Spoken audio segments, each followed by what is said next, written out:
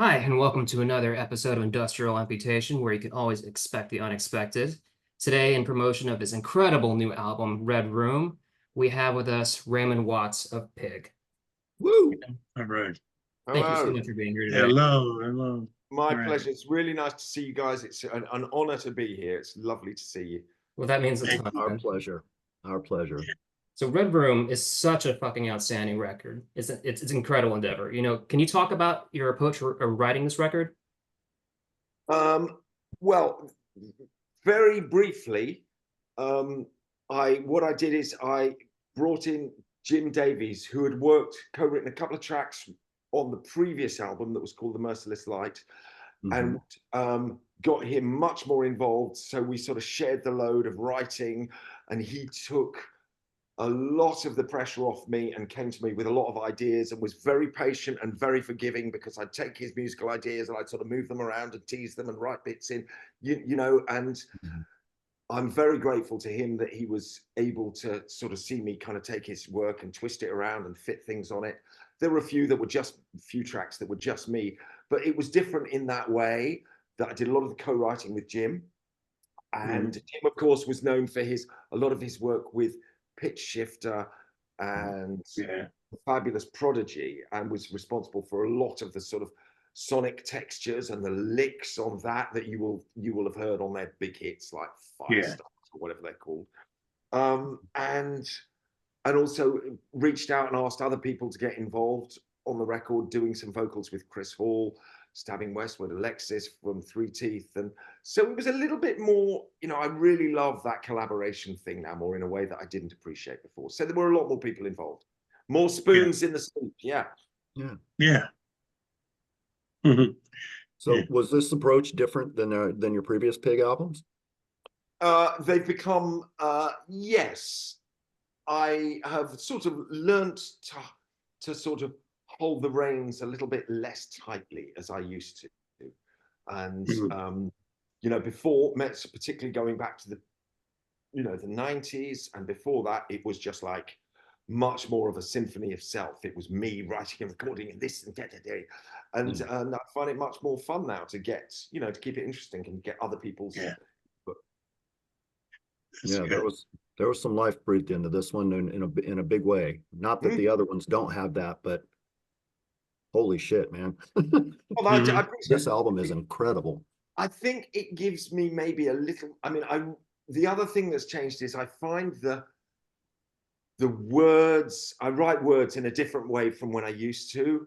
And it kind of keeps it interesting for me. And I think the lyrical structure and the lyrical ideas and the building blocks of the words maybe steer the musical, maybe the lyrics maybe help steer how I push, what direction I push the music in sonically. If you're sort of kneading a loaf of bread, you kind of can sort of squeeze it in a different direction. And I think that, I kind of sort of maybe have more to, working with Jim and other people's given me more space to work with the words more. Yeah. Maybe not, I don't know, but it maybe feels like that. No, it's wonderful. You've always had a knack with that. The words and stuff. And I've found that when you when you're trying to put words to music, you have to kind of tone down some of the words, because you're painting a picture and you're using all the colors. So, and you do that so well.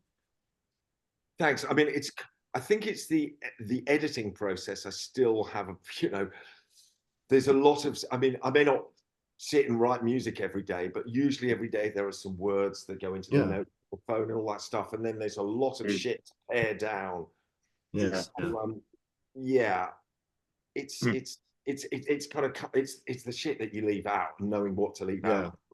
That's how I started as a writer. I did listen to the album the other day, and of course this always happens, as I'm sure you would understand, Charles, as well, that when you listen to things back, sometimes I go, oh fuck, I wish I hadn't put that, I wish I'd left a space there, and I wish I'd left a bit more space there. There's that sort of, sometimes when you're doing it, you can't see the fucking wood for the trees. Yeah. And you end up with so much shit all fighting. Yeah. You know, I mean, many, many years ago, Charles, when I was really young, when in the late 70s, when I started playing in bands, I started off as a bass player. Oh. Yeah, that's where I started. And I tell you, this was the late 70s, early 80s, and then by like about 1983, I realized I was complete shit because I had this idea that somehow the more notes I put in, the better it would be. And of course, the opposite is true. Obviously, yeah. Yeah. It's like called me doodling. I think it was Miles Davis who famously said that. It's what Yeah. you need that specs the stuff. It's the notes you don't play. Yeah. On Red Room, you work with Jim Davies of Pitch Shifter, Chris Hall of Stabbing Westward, Ayatoya, Chris Conley, and Esh, just to name a few artists you brought to this project. Now, aside from Jim, what prompted you to choose these musicians, and what do you feel they each uniquely brought to this project? Well, everyone's got their own, it's literally everyone has their own, like, when you've got a palette of colors, everyone has brings a different texture, a bit different, like Chris Hall's voice is very different from mine, but it just that would sit well on that. Alexis's voice is different. Burton Bell from his voice gave some weight to that choir underneath. He's got a very strong. So everything kind of, you just kind of go, oh, I see that can fit like, foundations, walls, roofs, cupboards. That's the house that you build, and the voices create the different bits, and Yeah. Awesome. So you're going to be doing Cold Waves. So I hear. Yeah. I know. You going to be there, Charles? I'm going to try to be. I will. I'm going to try to be. Oh, so be great to see you. It'd be a good thing for me to visit there. Chicago is home though, but I'm here in Colorado. The healthcare here is better. Yeah. Yeah. I mean, the thing about it is, if you go to Cold Waves, I mean, everybody in the fucking building practically. Yeah. I mean, yeah.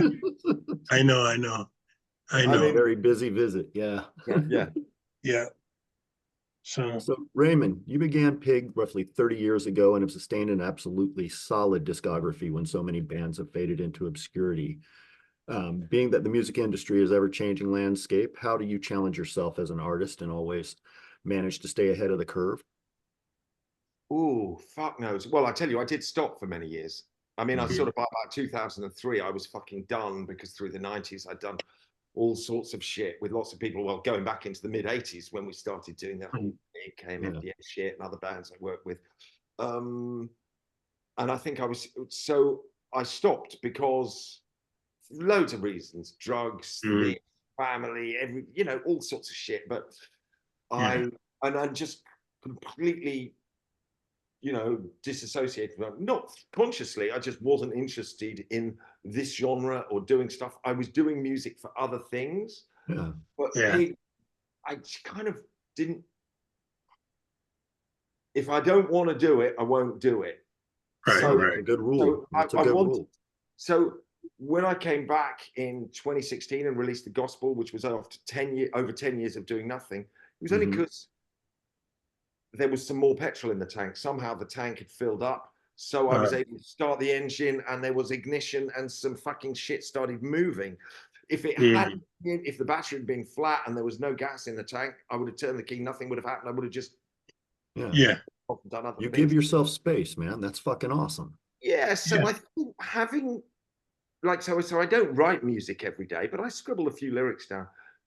Realize that actually doing nothing or doing other things, walking the dog, going to the fucking opera, watching shit on TV, whatever, that is the creative process. For me, it's not, you don't have to be programming or fucking to be doing stuff. I kind of fill up the tank by doing other shit.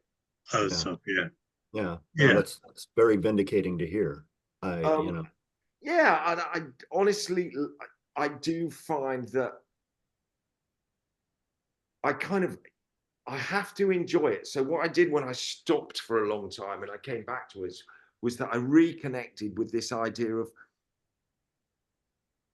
being creative or whatever you want to call it. I just returned to what I was doing when I was a kid, and I just wanted to make music. I mean, when I started doing shit, we had a little Philips cassette recorder when I was a real child. And me and my brother would literally press play and record and like bash on biscuit tins and make noises until I could get a £20 bass guitar from Woolworths on Amersham High Street, our local fucking Woolworths, cheap as shit. And playing was just like mucking about, and that was the portal into kind of being creative. And then, so when I returned to doing that, 2015, 2016, I just reconnected with mucking about, literally. Innocent. And that, I mean, it may have, obviously, there are sort of more serious kind of pellets of ammunition that get thrown into that. Yeah. But the idea is that reconnecting with that kind of raw, just playing. Yeah. Instead of chasing, having to think I had to smoke more fucking crack pipes and do more smack and drink myself into more of a blackout to somehow make it this sort of pit of depravity, was where I would find extreme and interesting art. I realized it was a crock of shit, and it fucked up my fucking health. So there you go. Yeah. No, similar. Yeah. Definitely. I'm glad to see you're where you're at, man. It's a fucking beautiful thing to be able to walk through that maelstrom and out the other side and still have your fucking head. So well, good on you, dude. I don't know about the head. The rest of it, well, it's still up there. Yeah. And yeah, you put on and a hell of a fucking show, an absolute hell of a show.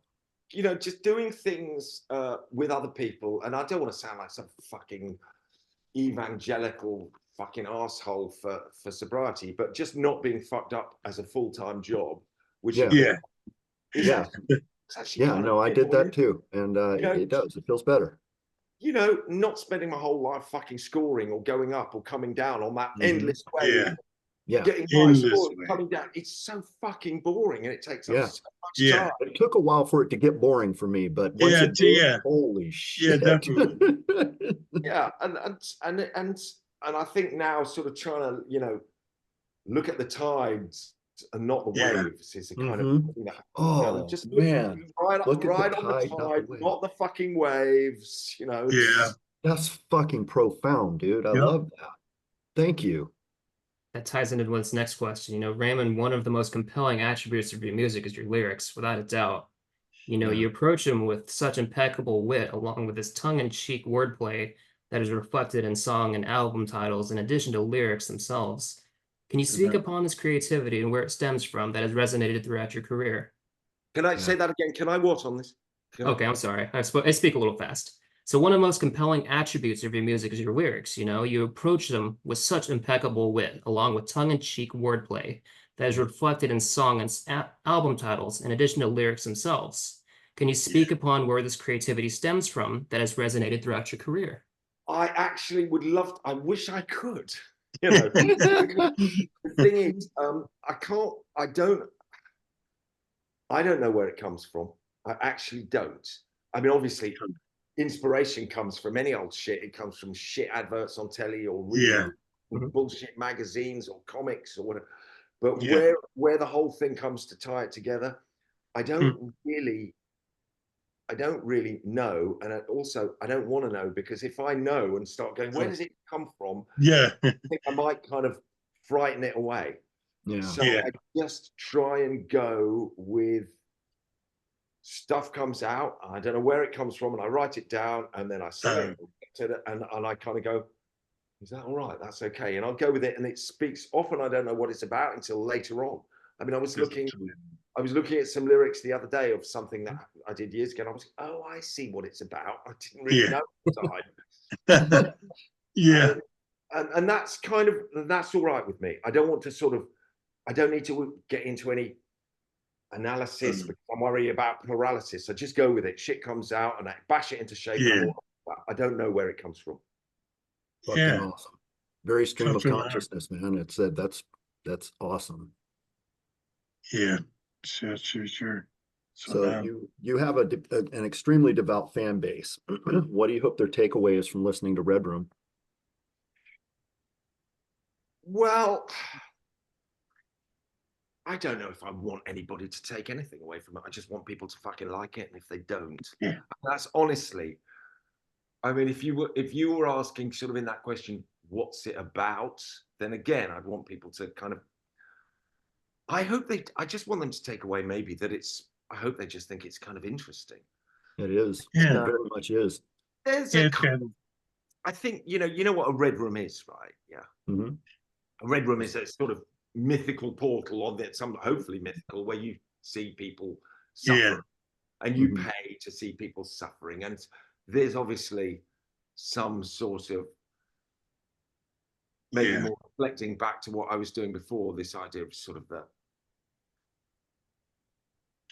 it's a kind of weird relationship, isn't it? This thing, because the Yeah. relationship between creator and audience, I mean, I think has become a lot closer now since the advent of the digital age. Mhm. yeah, And maybe it was just something about this idea of, we pay to see people, the idea of it's the sort of the voyeurism of being a consumer and the word for oh it? yeah, Yeah, that sort of thing of two sides of the literally it is a piece of glass now where Yeah. separates us. It's not much, this Yeah. digital ether. yeah, Yeah. And that relationship between artist and consumer artist, and that sort of symbiotic thing of suffering and sales. It's interesting you say that. I used to work at a place in Seattle called the Champ Arcade. And I've worked, it's one of those, live nude girls things. And we had rooms. So all the girls were behind glass. Yeah. And I found out that glass partition allows people to be comfortable to do things they wouldn't do without a partition there. And peep show. I mean, it's very visceral, that Interesting. having Yeah. that glass between us, and the whole world has kind of turned into that now. Yeah. That peep show mentality where there's no danger and no rules. And Yeah, yeah, it's Yeah. I mean, it's got pros and cons. that is that's very much about this, the idea of the sort of the peephole that we're peering through, and Red Room is kind of maybe yeah, about that, but it's also just a red room, Yeah. yeah. color of blood, whatever, blood, money, I don't. Yeah. And No, it's that's and there's alliteration in there as well, of course, and I can't resist fucking alliteration. well, I gotta tell you, man, it makes the hips jump into place. It really does. It's hard not to move while playing this record. It really is. Fuck yeah, it is. I mean, I was all over this fucking house the other day with this thing just going loud, very loud. Yeah, yeah. I figured out some of the parts, of the songs. It's really, really fun going through them. It was really fun. Cool. So are you going to do any reissue of the of some of the old albums as Yeah, well? there's a couple of the oldies are actually in the pipeline and being remastered for vinyl and digital, and it's quite, excuse me, it's kind of interesting getting the old masters. I've got a guy over at Abbey Road who masters the shit for me, and Yeah, having this stuff that was recorded a long time ago on some fairly funky equipment, some of it, mhm, hearing stuff in there that maybe yeah. I hadn't heard for a long time, and yeah, Wow. it's kind of exciting, and also it's kind of weird to think, listening to that. I'm sure you have experienced this, Charles, when you listen Yeah, to you did 30 years. years ago, and part of you is like, well, that's shit. But also, how the fuck did I do that? I must have been I know. really fucked up. I know. Incredible. Yeah. True. Very true. Yeah, Man. it's quite weird, and like, Jesus Christ, there's a lot going on in there. Yeah. Some things never change. What was Oh, I yeah. doing? So I didn't know you did some time with Psychic TV. One of the first bands I worked with. So in 1981, after being in some sort of post-punk bands, I found myself, I hooked up with this Japanese guy who was like a Svengali guy, wanted to be a Svengali, he worked with Trevor Horn, and he was a Japanese musician, producer, and he got me and the other parts of this band I was in when I was a bass player, Charles, And we recorded an album here in London. And well, actually, some of it was actually at Tittenhurst Park, which was John Lennon's house where he recorded Imagine. And I was like 19 or 18. It was quite amazing. And also some at Britannia Row, which was like Pink Floyd's studio here in London. Recorded this album, went to Japan, spent like 5 or 6 months there in 1981, trying to be a sort of wannabe pop band. It was absolute woefully it was awful. But came back and I had an expensive bass guitar, an alembic bass guitar, which I sold, got an 8-track machine. And then I knew the guys at Sun Bazaar, which was like the kind of cool label in London at the time. And Psychic TV. I knew the guys called Angelus and the Neubauten who were on that band. And they put me on with Genesis. And Jen came down with Psychic TV and I recorded a whole load of weird shit with them, you know, cutting tape. Yeah. You know, it was a little like 1/2-inch 8-track machine, but we had mental stuff. And I did them live a bit, but mainly in the studio. It's funny times, fun times. Yeah, I love Jen. Yeah. Cycling back a little bit to your last question, 2 of my absolute favorite albums of yours are Praise the Lord and Sensation. Is there any hope that those can come back out as far as your previous works? Sensation is in the pipeline. So far, Praise the Lord, not, but Sensation's in the pipeline. It's been holy shit. it's been done at Abbey Road. So Are we potentially looking at a vinyl release finally? We are potentially, you heard it here first, folks. We are looking at a vinyl right on coming down the pipe. Yeah. There's a bit of a backlog of shit that needs to come out first. It's in the works. Yeah. Right on. Well, I think there's a bunch of piggies watching right now that just got really, really happy. I know I'm one of them. That was my gateway drug to you was Sensation, and I fucking just Praise the Lord is my favorite, but Sensation holds a special place in my heart. Oh, absolutely. Yeah. That's good. Yeah, mine too. Yeah. Yeah. Sounded really good. So is there anything else you'd like to talk about today? No, not really. It's just been really nice chatting to you guys, and I'm really, honestly, all seriousness,